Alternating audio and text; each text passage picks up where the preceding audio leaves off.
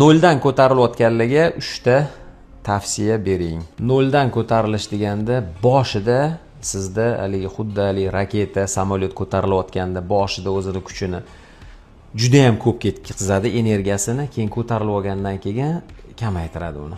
Boshida xuddi shunaqa siz gazni bosishingiz kerak. Birinchisi bu nima qilish kerak? Mani fikrim shunaqaki, har bir inson o'zini kuchli tomonini topish kerak.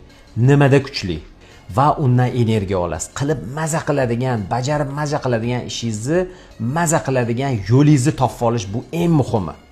Agar buni topganingizda siz har doim boshqalardan ko'proq qila olasiz, boshqalardan yaxshiroq qila olasiz, hech qachon charchamaysiz. Ikkinchisi bu hech qachon harakatdan to'xtamaslik. Kichkina bola yurayotganda nima bo'ladi?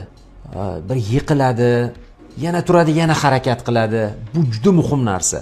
Qachonki siz harakatdan to'xtamasangiz, albatta siz natijaga erisha olasiz. Hech qachon harakatdan to'xtamaslik bu ikkinchisi. Va asosiysi, men aytmoqchi emasman, bu fiziki ko'p ishlash deb. Yo'q, siz aqlan ishlashingiz. Fiziki ko'p ishlash bilan siz katta natijaga erishmasligingiz mumkin. Shuning uchun siz aqlan ishlashingiz kerak. Har doim siz umstvenniy razvitiyaga ahamiyat berishingiz kerak. Bu juda muhim. Uchinchisi bor. Energiyangiz ko'p, siz ko'p narsa xohlayapsiz, 5 ta narsa xohlayapsiz.